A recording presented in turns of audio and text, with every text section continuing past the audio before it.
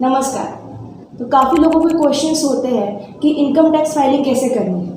माना ये बहुत आसान चीज़ है पर लोगों को मुश्किल लग सकती है, और स्पेशली स्टॉक मार्केट में, कि स्टॉक मार्केट में जो हम ट्रेडिंग करते हैं उसके बारे में हमें इन्फॉर्मेशन कैसे फिल करनी है, इनकम टैक्स को हमें कैसे बताना है कि हमने कितना ट्रेड किया है, क्या ट्रेड किया है। तो इसके लिए आज हमारे साथ हैं CWM ब्रोकिंग के founder and CEO Praveen Kumar Chordia, जो आपको आज काफ़ी आसानी से बता देंगे कि इनकम टैक्स फाइलिंग कैसे करनी है।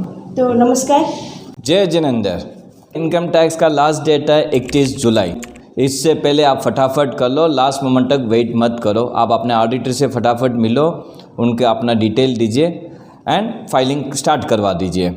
आज 19 तारीख हो गई है, फटाफट करवाइए।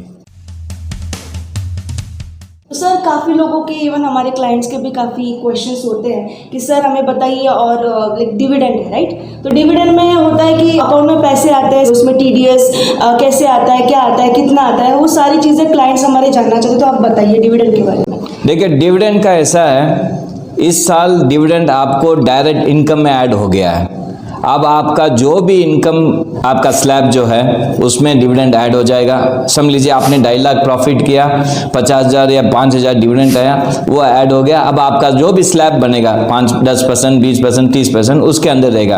अगर आपका स्लैब इस बार 5 लाख के नीचे है, उसके अंदर आता है तो कोई डिविडेंड का टैक्स भी नहीं लगेगा, इनकम टैक्स भी नहीं लगेगा। सो डिविडेंड अब सीधा आपके डायरेक्ट हिट होगा आपके इनकम के ऊपर, और वो भी इनकम टैक्स स्लैब के ऊपर। TDS डिडक्शन कैसा है डिविडेंड में? TDS उन्हीं लोगों के पर अप्लीकेबल है जो 5,000 डिविडेंड से ऊपर ले रहे हैं किसी कंपनी से। अगर समझ लो कि रिलायंस मुझे डिविडेंड दे रहा है और उसका डिविडेंड है मेरे को मात्र 1,200 रुपया, तो मुझे कोई डिविडेंड TDS नहीं लगेगा डिविडेंड के ऊपर। वो अगर मेरा कोई क्लाइंट या मैं कोई भी अगर डिविडेंड क्लेम कर रहा हूँ 5,500, तो आपको 10% TDS डिडक्ट होके आएगा, वो आपको क्लेम करने पे आपको वापस मिल जाएगा। तो सीधी बात है सर कि 5,000 के नीचे जिसका भी डिविडेंड आया है उनको टेंशन लेने की जरूरत जी हाँ, 5,000 के नीचे किसी को भी डिविडेंड नहीं है, फ्री है, tension free. But sir short term gain के बारे में क्या कहना चाहोगे? शॉर्ट टर्म गेन वही हुआ, आज खरीदे कल बेचे, 2 दिन बाद बेचे, 6 महीने बाद बेचे, शॉर्ट टर्म डिलीवरी हो गया। इसमें सिंपल फंडा है 15%। आप जो भी ट्रेडिंग किए, बाई सेल किए, उसके ऊपर 15% ही लगेगा। What about long term? Long term simple, वहाँ 15 है और यहाँ 10% है, 10% ही लगेगा आपको। बट सर इसके बेनिफिट्स क्या होंगे? बेनिफिट है, जो कोई भी लॉन्ग टर्म दिखा रहा है उनको 1 लाख तक गवर्नमेंट ने अलाउंस दे के रखा है कि भाई 1 लाख तक छूट है, इसमें कोई टैक्स नहीं है। इसके ऊपर अगर आपने 10-5 हज़ार जो भी कमाया है वो डिफरेंस के ऊपर ही आपको 10% भरना है। करेक्ट। ओके सर, शायद हमारे क्लाइंट्स को, इवन हमारे व्यूअर्स को short term and long term, even dividend का भी बारे में पता चल गया होगा। बट इंट्राडे ट्रेड के बारे में आप क्या कहना चाहोगे? इंट्राडे ट्रेड एक स्पेकुलेशन ट्रेड होता है। उसमें अगर आप ज़्यादा ट्रेडिंग कर रहे हैं तो आपको उसको बिजनेस इनकम माना जाता है। बिजनेस इनकम बोले तो डिस्टिंक्ट बिजनेस इनकम, उसका कैटेगरी ही अलग रखा है। उसमें सीधा 30% का ही स्लैब है, वो 30% आपको भरना ही पड़ेगा। सर FNO के बारे में क्या कहोगे? FNO अगेन वो पूरा बिजनेस इनकम ही माना जाता है।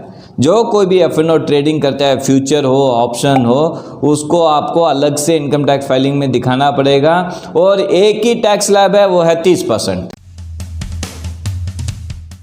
ओके। तो सर शेयर एक्सपेंसेस भी होते हैं काफ़ी ज़्यादा स्टॉक मार्केट में। आप GST ले लो, इवन ट्रांजैक्शन टैक्सेस है, स्टैम्प ड्यूटी है, आजकल प्लेज चार्जेस भी आ रहे हैं। करेक्ट। तो इन सारी चीज़ों के बारे में कैसे करेंगे?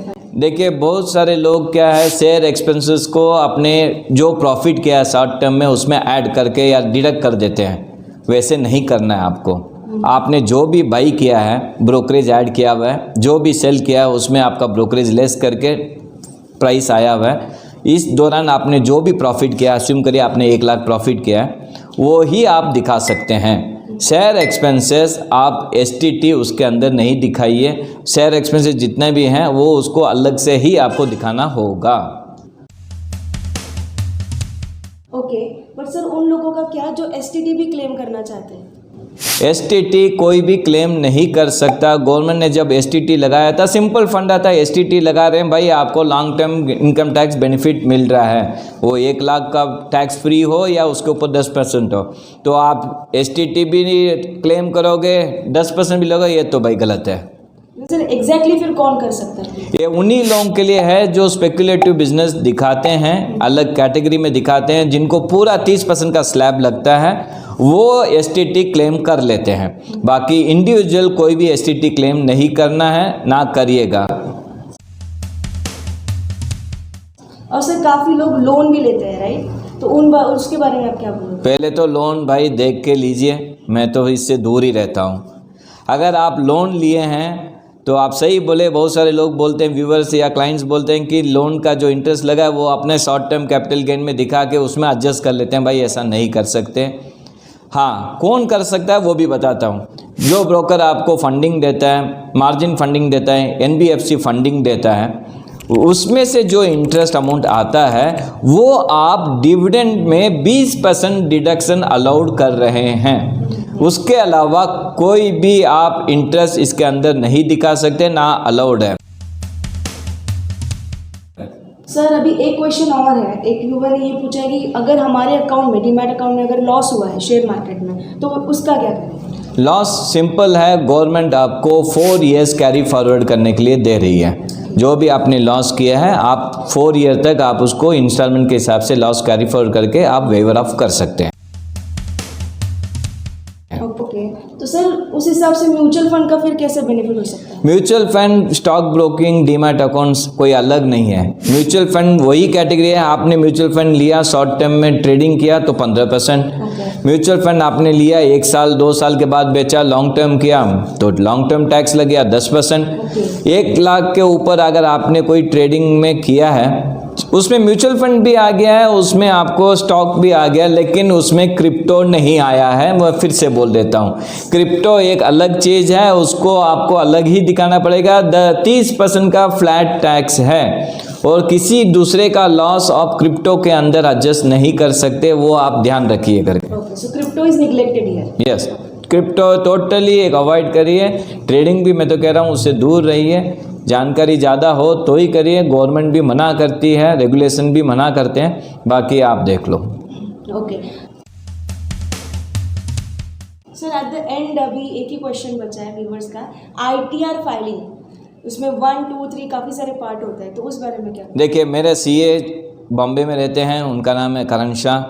तो आईटीआर फाइलिंग के ऊपर कौन कौन आईटीआर 1 2 3 आता है, हम उनसे डायरेक्ट संपर्क करते हैं, उनसे जुड़ लेते हैं, वो आपको बेहतरीन से बेहतरीन राय आपको दे देंगे। अभी इससे बेटर क्या होगा, अगर कोई सीए हमें आईटीआर फाइलिंग के बारे में पता है, so let's connect with them sir. जरूर, उनसे अभी बात कर लेते हैं। So confused which ITR form to select? So here is a quick summary of ITR forms. So ITR 1 is for salaried individuals who have income from other sources and one house property. ITR 2 is for salaried individual as well who have capital gains, that is long term and short term capital gains. And if they are showing profits less than 6%, then ITR 3 will be applicable. ITR 3 is also applicable if they are showing presumptive income and have capital gains. FNO traders and business owners who are filing their income under presumptive taxation, ITR 4 is applicable.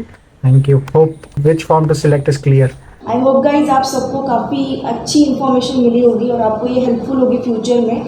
बाकी फ़िलहाल के लिए शुक्रिया, thank you so much for joining us. और ऐसे more videos के लिए आप सब्सक्राइब करिए, लाइक करें, कमेंट करें। आपके प्रॉब्लम्स जो भी आपको सवाल है, आप हमें मेल भी कर सकते हैं। हमारे लिंक्डइन प्रोफाइल को भी आप विजिट कर सकते हैं, वहाँ पे हमने काफ़ी सारे डेली अपडेट स्टॉक मार्केट के बारे में हम देते रहते हैं। तो मिलते हैं अगली वीडियो में, धन्यवाद, नमस्कार।